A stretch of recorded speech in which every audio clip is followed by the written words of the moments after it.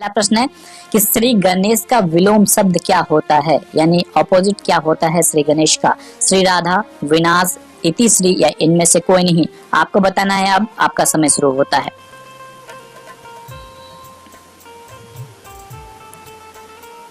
तो सही उत्तर दोस्तों, श्री गणेश का ऑपोजिट यानी विलोम शब्द होता है इति श्री। ठीक है, अब श्री गणेश का इति श्री कैसे हुआ, पहले आप अर्थ को जान लेंगे तो आपकी कभी गलती नहीं होगी। तो पहले इसका आंसर करने के लिए आप श्री कैसे स्टेप लेते हैं, सबसे पहले श्री गणेश का अर्थ को जानिए। श्री गणेश का अर्थ क्या होता है, किसी कार्य को प्रारंभ करना यानी सूत्रपात करने को श्री गणेश कहा जाता है। यानी पौराणिक समय में जो होते हैं पुत्र, मतलब शिव पार्वती के पुत्र गणेश को कहा जाता है, और गणेश पूजा आपको पता है कि सबसे पहले होती है। श्री गणेश का अर्थ होता है शुरुआत करना। अब शुरुआत का ऑपोजिट क्या होगा, अंत करना। तो इति श्री का अर्थ क्या होता है, इति श्री एक स्त्रीलिंग शब्द है और उसका अर्थ है समाप्ति करना, अंत करना या पूर्णता करना। इसी कारण से श्री गणेश का विलोम शब्द होगा इति श्री। आप लोग प्रश्नों को इस तरह से प्रोसीड करते हैं तो आपको कभी गलती नहीं होगी। अगला प्रश्न है कि कौन सा शब्द क्रिया विशेषण है, तेज, पहला, बुद्धिमान या मीठा। आपको बताना है, नीचे लिखा ऑप्शन में से। आपका समय शुरू होता है अब।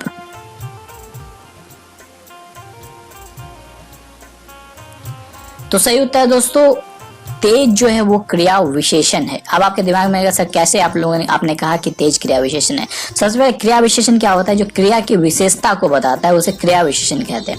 यहाँ पे जैसे कि मैं एक सेंटेंस लिखता हूँ कि राम तेज चलता है, तो तेज क्या है, राम की विशेषता को बता रहा है कि वो तेज चलता है, तो तेज क्या हो जाता है, उस वक्त क्रिया विशेषण हो जाता है। इसकी जगह पे धीरे धीरे होता तो भी वो क्रिया विशेषण होता है। ऐसे लिखता मैं राम धीरे धीरे चलता है, तो धीरे धीरे क्या है कि राम की विशेषता को बता रहा है, उसके चलने की विशेषता को बता रहा है। इस कारण से क्रिया कौन है, यहाँ पे राम है और उसकी विशेषता को बता रहा है धीरे धीरे या तो तेज चलना, तो तेज क्या है, यहाँ पे क्रिया विशेषण है। तब जो प्रश्न है वो है नौकर का विलोम क्या होता है, यानी नौकर का अपोजिट क्या होता है, अधिकारी, चपरासी, पुजारी या भिखारी। आपको बताना है, आपका समय शुरू होता है अब।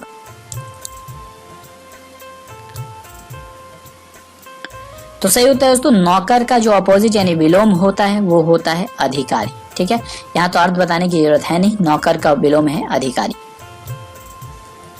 बहुत सारे मेरे दोस्त जो है वो वीडियो को देख रहे हैं लेकिन कमेंट नहीं कर रहे हैं। जरूर कमेंट कीजिए और पार्ट लीजिए इस क्विज में, क्योंकि अगर आप लोग पार्ट लेते हैं मन से तो कभी आप लोग इन प्रश्नों को नहीं भूलेंगे। सो गलत हो या सही हो कोई बात नहीं है, ये एग्जाम नहीं है, पर ये प्रिपरेशन के लिए आपको बहुत जरूरी है। आप टेक पार्ट लीजिए इन क्विज में। अगला प्रश्न है कि सुंदर शब्द का, आपको बताना है क्या, सुंदर शब्द का स्त्रीलिंग क्या होता है, सौंदर्य, सौंदर्यता, सुंदरता या सौंदर्यकरण। आपको बताना है, नीचे लिखे ऑप्शन में से। आपका समय शुरू होता है अब। सुंदर शब्द का स्त्रीलिंग बताना है आपको। तो सही उत्तर दोस्तों, सुंदर शब्द का स्त्रीलिंग है सुंदरता, यानी सही उत्तर होगा सी, यानी सुंदरता। अगला जो प्रश्न है वो है नल बूंद बूंद टपक रहा है। इस वाक्य में, सॉरी दोस्तों, वाक्य में बूंद बूंद क्या है, आपको बताना है। विशेषण है, क्रिया है, क्रिया विशेषण है या सर्वनाम है। आपका समय शुरू होता है अब। बूंद बूंद क्या है। तो सही उत्तर है दोस्तों, इस वाक्य में बूंद बूंद एक क्रिया विशेषण है। बूंद बूंद किसकी विशेषता को बता रहा है, नल की विशेषता को बता रहा है। नल बूंद बूंद टपक रहा है तो इसकी विशेषता को बता रहा है, इसलिए बूंद बूंद एक क्रिया विशेषण हुआ। अगला जो प्रश्न है वो है आतप का विलोम क्या होगा, यानी इसका अपोजिट क्या होगा, छाया, प्रतिछाया, ताप या तप। आपको बताना है, नीचे लिखे ऑप्शन में से। आपका समय शुरू होता है अब। तो सही उत्तर होगा दोस्तों, आतप का विलोम होगा छाया। सही उत्तर है छाया, यानी ए। बहुत सारे मेरे दोस्त क्या करते हैं कि इसे आतप का कर देते हैं ताप। क्यों करते हैं, क्योंकि मीनिंग नहीं समझते। तो सबसे पहले इनके मीनिंग को समझिए। आतप का अर्थ होता है सूर्य का प्रकाश या धूप या गर्मी, उष्मा, ताप को आतप कहा जाता है। कभी कभी कष्टदायक जो ज्वर होते हैं, पीड़ादायक होते हैं, उसे भी आतप कहा जाता है। यानी कि आतप का अर्थ हुआ धूप यानी गर्मी। ठीक है, तो इसका उल्टा क्या होगा, धूप यानी गर्मी का उल्टा तो ताप नहीं हो सकता है, फिर तो सेम हो गया। गर्मी का उल्टा होगा छाया यानी शीतलता, तो सही उत्तर होगा छाया। सही है, आतप को अपोजिट होगा छाया। आप कभी नहीं भूलिएगा इस तरह से अगर आप लोग प्रोसीड करते हैं। अगला प्रश्न है कि कौन सा शब्द पुल्लिंग है, आपको बताना है। मंजिल, भरमार, मर्यादा या पुलिंदा। आपका समय शुरू होता है अब। फटाफट उनसे आंसर दिए दोस्तों, फटाफट। तो सही उत्तर है पुल्लिंग है कौन सा, वेरी गुड, पुलिंदा है पुल्लिंग, यानी डी सही उत्तर होगा। पुलिंदा का अर्थ क्या होता है दोस्तों कि बहुत सारे कपड़े या बहुत सारे जो कागज हैं उनके जो गट्ठे बनाए जाते हैं, उनका जो मोड़कर गट्ठे बनाए जाते हैं उसे पुलिंदा कहा जाता है। तो ये एक पुल्लिंग शब्द है। अगला प्रश्न है कि चिड़िया आकाश में उड़ रही है। इस वाक्य में उड़ रही क्रिया किस प्रकार की क्रिया है? एक अकर्मक क्रिया है, सकर्मक क्रिया है, संपिका क्रिया है और या अनसमापिका क्रिया है? आपको बताना है। नीचे लिखे ऑप्शन में से आपका समय शुरू होता है अब। जल्दी मुझे आंसर दीजिए, कैसे क्रिया है, उड़ रही है, किस प्रकार की क्रिया है? वेरी गुड दोस्तों, उड़ रही है जो एक अकर्मक क्रिया है। अकर्मक क्रिया का अर्थ क्या होता है? आपको पता है क्रिया दो प्रकार की होती है। एक क्रिया जिसका फल डायरेक्टली जो है कर्ता पे पड़ता है उसे अकर्मक क्रिया कहा जाता है। तो यहाँ पे चिड़िया आकाश में उड़ रही है, उड़ रहने का फर्क जो ये इफेक्ट है डायरेक्टली चिड़िया पे पड़ रहा है। चिड़िया यहाँ पे क्रिया है तो डायरेक्टली इसका इफेक्ट पड़ रहा है, इसलिए से ये एक अकर्मक क्रिया है। कर्ता का फल डायरेक्टली क्रिया पे पड़ रहा है। यहाँ पे कर्ता कौन है? चिड़िया, काम करने वाली है, उड़ रही है, यहाँ पे कार्य है। ठीक है, डायरेक्टली इफेक्ट पड़ रहा है, इसलिए से एक अकर्मक क्रिया है। अगला प्रश्न है कि उद्दंड, माफ कीजिएगा दोस्तों, उद्धत का विलोम क्या होता है? आपको बताना है। सौम्य, विनीत, विनयशील या विनम्र? आपको बताना है। नीचे लिखे ऑप्शन में से।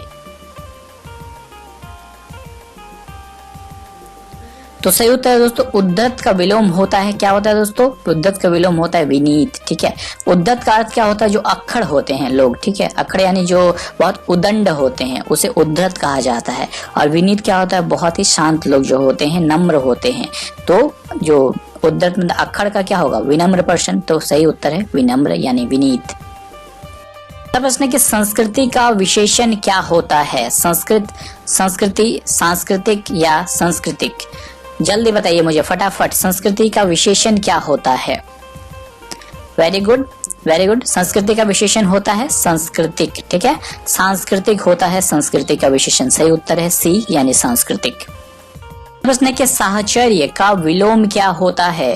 वैमनस्य, असहयोग, विनय योग या प्रक्रिया? आपको बताना नहीं चलेगा। ऑप्शन में से आपका समय शुरू होता है अब। फटाफट आंसर दीजिए। साहचर्य का विलोम यानी ऑपोजिट क्या होता है? तो सही उत्तर है दोस्तों, साहचर्य का विलोम होता है वैमनस्य। वैमनस्य यानी सही उत्तर होगा ए यानी वैमनस्य। साहचर्य का अर्थ क्या होता है? साहचर्य यानी साथ साथ काम करना। ठीक है, सहयोग से काम करने को साहचर्य कहते हैं। वैमनस्य का अर्थ क्या होता है? मनमुटाव करना। ठीक है, तो इसका ऑपोजिट होगा वैमनस्य। आगे बढ़ते हैं दोस्तों। उन्मिलन का विलोम क्या होता है? जल्दी मुझे बताइए, उन्मिलन का विलोम क्या होता है? अनमिलन, निमिलन, मिलन या विमिलन? जल्दी बताइए, उन्मिलन का विलोम क्या होता है? फटाफट आंसर दीजिए मुझे। तो सही उत्तर है उन्मिलन का विलोम होता है दोस्तों निमिलन। सही उत्तर है बी यानी निमिलन। वेरी गुड, उन्मिलन का विलोम है निमिलन। बस निम्नलिखित शब्दों में से कौन सा शब्द विशेषण है? आपको बताना है। सच्चा, शीतलता, नम्रता या मिठास? जल्दी बताइए, विशेषण कौन सा शब्द है?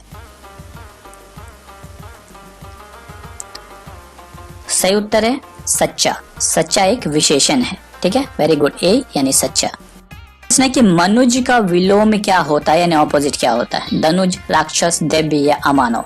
जल्दी बताइए मुझे, मनुज का विलोम क्या होता है? वेरी गुड, मनुज का विलोम होता है धनुज। ठीक है, अब कैसे मनुज का विलोम धनुज हुआ आपको याद नहीं करना है, आपको समझना है। ठीक है, मनुज, मनुज का अर्थ क्या होता है कि मानव। अब मानव कैसे हुआ मनुज? मनु के जो संतान होते हैं, मनु के संतान मानव को माना जाता है मनु के संतान, तो मनु के संतान को मनुज कहा जाता है। और दानव के जो संतान है उसे धनुज कहा जाता है। तो मानव का उल्टा दानव होता है, तो मनुज का उल्टा हो जाता है धनुज। ठीक है, इस तरह से आप लोग समझिए क्वेश्चन को, फिर आंसर दीजिए, कभी गलत नहीं होगा। नहीं तो कभी कभी होता क्या है कि मनुज का आंसर लोग दानव, राक्षस कर देते हैं। ठीक है, गलती हो जाती है, इसलिए समझिए फिर आंसर दीजिए। उसने शायद कमरे में कोई छुपा हुआ है। इस वाक्य में कोई क्या है आपको बताना है, जल्दी फटाफट। ये एक प्रश्नवाचक सर्वनाम है, संबंधवाचक सर्वनाम है, अनिश्चयवाचक सर्वनाम है या निजवाचक सर्वनाम है? तो सही उत्तर है दोस्तों, ये एक अनिश्चयवाचक सर्वनाम है। अनिश्चयवाचक सर्वनाम कैसे हुआ? इसको ठीक से पढ़िए। शायद कमरे में कोई है, तो शायद में नॉन इंडेफिनिट है, डेफिनिट नहीं है कि है, हो भी सकता है, नहीं भी हो सकता है। तो कोई किस चीज को दर्शाता है? शायद कमरे में कोई है, इसलिए एक अनिश्चयवाचक सर्वनाम है।